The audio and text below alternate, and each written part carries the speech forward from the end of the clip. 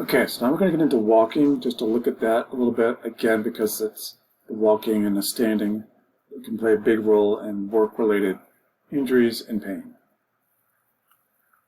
Some of the key concepts he looks at with the walking, centered along this central axis as you're walking, and kind of being aware of these life-ingrained DMPs, which really could lead to injuries.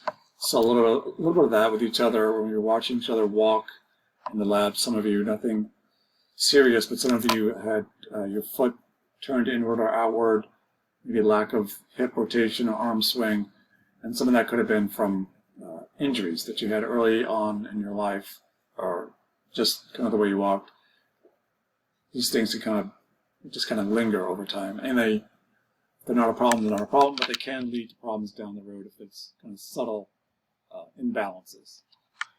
Talks a lot about the muscle tension, the tilt, all these things we're talking about, open chest, carriage, and engaging their abs like she is there. First thing to talk about is the rear foot. This is the forward foot when you're walking. This is the rear foot. Getting right up under the ball of the foot. We're going to be watching this. We're going to be analyzing each other, assessing each other as we walk. Are you getting up under the ball of the foot, hinging up there as he talks about it? Bear your weight fully through the entire length of the rear foot as it bends. And the forward leg, this leg, talks about where you should be hitting first as you come down with your foot. And he is not a big fan of excessive heel strike. This is a great example of excessive heel strike. He's way back, his weight is coming way back onto his heel. He wants it more, he says midfoot, but it's a little bit more forward on the heel, kind of splitting hairs, but it's a little bit more up in here versus way back like this guy is. She's almost flat-footed, but you want to be striking right about in here. And the idea is if you're doing a lot of this excessively right on the back of your heels, you're going to be pulling yourself backward into potential misalignment, leading to all kinds of DMPs and hip pain. When you're in rehab, you may have heard, or you will hear, a lot of PTs talking to the patient about, heel strike. And a lot of them have had strokes or serious injuries to their legs, and they're trying to keep it simple, because you do want that heel strike first, but you just don't want that excessive heel strike.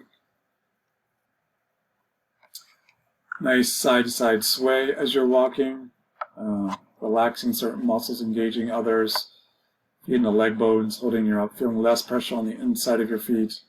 This puts less pressure on the inside of your feet, avoiding, again, DMPs. This is another big thing we're going to be looking at, along with the heel strike and the coming up on the balls of your feet, is that pelvis rotation as you walk. So the opposite arm and leg move forward at the same time. What do they mean by this? Like, if you look at this guy, the gentleman walking here, his right leg is forward, his left arm is forward. They're kind of coming forward at the same time. And then that key thing is this rotating pelvis to the right and left. Some of you, I could see, didn't have much of this when you walk. This is a problem that I had. It never really was a problem until I got older, and I started getting all this knee pain. And I went and saw Williamson, this therapist that did these books. And he said it was because I had a lack of rotation in my hips. I was putting too much stress. I was getting pain in my quads. I'll demonstrate this in the lab, but the idea is to kind of be rotating to that opposite forward leg. So as he's walking, again, right leg forward, this left opposite hip needs to be kind of rotating, this pelvis rotating slightly towards the forward leg, just slightly. Has to be some of it. Don't want to be totally stiff in those hips and pelvis like a lot of men are. And this kind of breaks it down. There's a lot of detail here. Don't need to know all the details. There's certain key things that we're going to be keying in on when we're assessing each other in the lab walking. And then you're going to be assessing me walking on the midterm to see what issues I have and what you can do to fix those issues. So she's hinging that rear foot, coming down rear midfoot area like she should be, flexing her hip, coming forward, extending, touching down. The key things here really versus all this stuff is this: look for the hinging, look for coming down mid-foot when she comes down, like at the heel strike. Again, the weight shift, hinging, the head of it repeats itself a little bit. And left foot bends, hip flexors engage, right knee extends, active left foot causes trunk rotation. See here's trunk rotation, coming forward this way. She starts to get into it.